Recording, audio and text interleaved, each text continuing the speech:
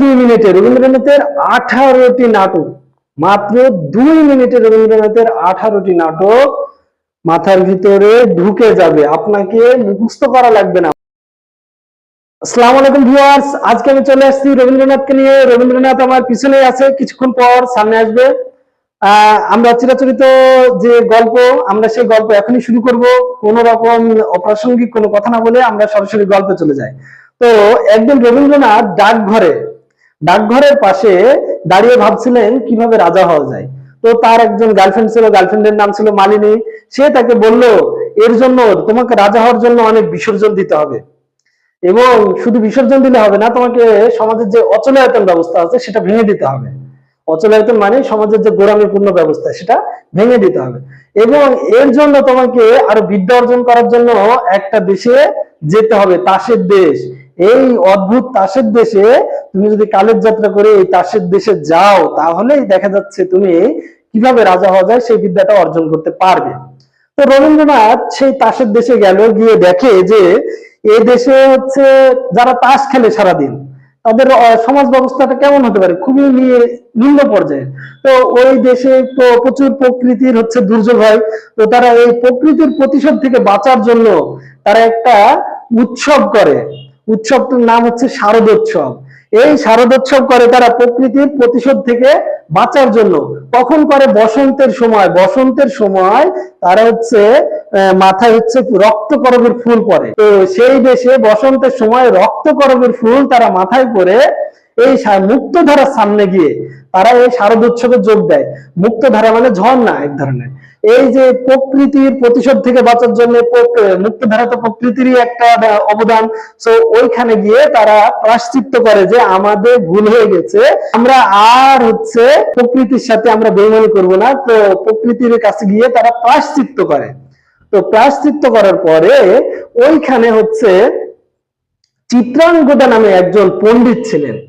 সে তাকে রবীন্দ্রনাথের বিষয় শুনে বলে যে, তুমি তো ভুল দেশে চলে আসছো, এই তাসের দেশে বিদ্যা অর্জন করে তুমি রাজা হতে পারবে না। তোমাকে যদি রাজা হতে হয়, তোমাকে যেতে হবে ছড়ার রাজার দেশে। ছড়ার রাজার দেশে, কারণ ওটা রাজার দেশ। ওই দেশে গেলেই তুমি রাজা হতে পারবে। এবং ছড়ার রাজার দেশে গিয়ে তোমাকে নটির পূজা করতে হবে। ওই নটি তোমাকে বরদান করলেই তুমি রাজা হতে পারবে। তখন রবীন্দ্রনাথ ওই ছড়ার রাজার দেশে গিয়ে নটির পূজা করে, এবং নটির পূজা করার পরে রবীন্দ্রনাথকে নটি ঠিকই বর দেয়, কিন্তু রাজা হওয়ার বর তাকে দেয় না। যেহেতু ছড়ার রাজার দেশে গেছে, এই ছড়া মানে কবিতা, এই কাব্য প্রতিভার বর তাকে দেয়। এবং সে কি বর দেয়? কবিদের ভিতর শ্রেষ্ঠ কবি বাল্মীকি যে রামায়ণ রচনা করেছে, সেই বাল্মীকির নামেই তাকে একটা প্রতিভা দেয়, যে তোমাকে আমি বাল্মীকি প্রতিভা দিলাম।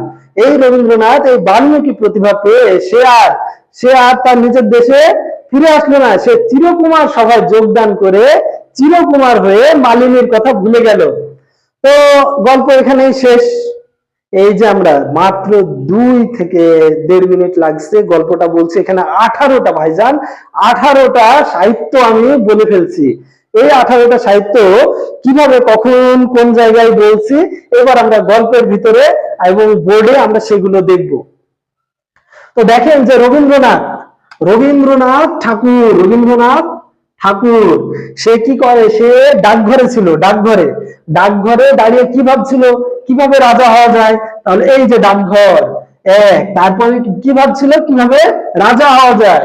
তারপরে তার ওই সময় ভাবার সময় তার গার্লফ্রেন্ড মালিনী তাকে কি বলে, যে এই জন্য রাজা তো শুধু শুধু হওয়া যাবে না, এই জন্য তোমাকে জীবনে অনেক বিসর্জন দিতে হবে, এবং তোমার সমাজের যে অচলায়তন ব্যবস্থা আছে সেটা ভেঙে ফেলতে হবে, এবং তোমাকে কালের যাত্রায় তাসের দেশে যেতে হবে। হ্যাঁ, সে যাত্রা শুরু করে এই তাসের দেশে যেতে হবে।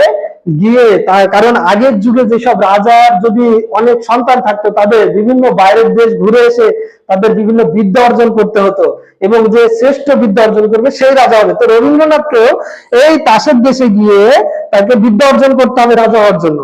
তো সে তাসের দেশে গিয়ে দেখে যে এক অদ্ভুত দেশ, যেখানে প্রকৃতির প্রতিশোধ থেকে বাঁচার জন্য বসন্তের সময় রক্তকরবীর ফুল মাথায় পরে মুক্তধারা মানে ঝর্ণার মুক্তধারার সামনে গিয়ে তারা শারদ উৎসব করে। এই উৎসবটার নাম শারদ উৎসব। এই শারদ উৎসব করে এই শারদ উৎসবে কি করে, তারা মুক্তধারার সামনে গিয়ে প্রায়শ্চিত্ত করে। তারা যে প্রকৃতির কাছে ভুল করছে তাই এই জন্য তারা প্রায়শ্চিত্ত করে। এবং এইখানে মূলত চিত্রাঙ্গদা নামে এক পণ্ডিত ছিল, সে রবীন্দ্রনাথের সবকিছু শুনে বলল, তোমাকে যদি রাজা হতে হয় তাহলে তোমাকে ছড়ার রাজার দেশে যেতে হবে, ছড়ার রাজার দেশে। এবং ছড়ার রাজার দেশে গিয়ে তোমাকে কি করতে হবে, নটির পূজা করতে হবে। নটি তোমাকে যদি রাজার বর দেয় তাহলেই তুমি রাজা হতে পারবে। কিন্তু নটি তাকে শ্রেষ্ঠ কবির প্রতিভার স্বীকৃতি দেয়, যে কারণে সে বাল্মীকি প্রতিভা পেয়ে সে এখন রবীন্দ্রনাথ এই ভারতবর্ষের শ্রেষ্ঠ কবি, শ্রেষ্ঠ নাট্যকার, উপন্যাস, শ্রেষ্ঠ লেখক। তো এই যে সে বাল্মীকি প্রতিভা পেয়েছিল বলে সে আজ এত বড় সাহিত্যিক হয়ে গেছে, আমরা তো পাইনি, তাই আমরা এত বড় সাহিত্যিক হতে পারিনি। যাই হোক, তারপরে রবীন্দ্রনাথ বাল্মীকি প্রতিভা পাওয়ার পরে সে চিরকুমার সভায় যোগদান করে আমার মতো চিরকুমার হয়ে যায়। সে আর মালিনীর কথা তার মনে থাকে না, সে মালিনীকে ভুলে যায়। তো এই চিরকুমার সভাও একটা প্রহসনমূলক নাটক। তো ভিউয়ার্স, আজকের ক্লাস এই পর্যন্ত।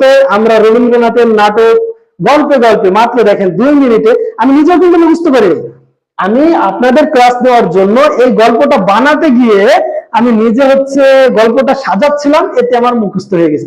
18টা সাহিত্য আপনি যদি বই দেখে পড়েন আপনার মুখস্থ হবে না, এই একটা দুইটা এরকম মনে থাকবে, মুখস্থ হবে না। কিন্তু আপনি এই গল্পে গল্পে 18টা সাহিত্য মাত্র 2 মিনিটে মুখস্থ হয়ে যাবে।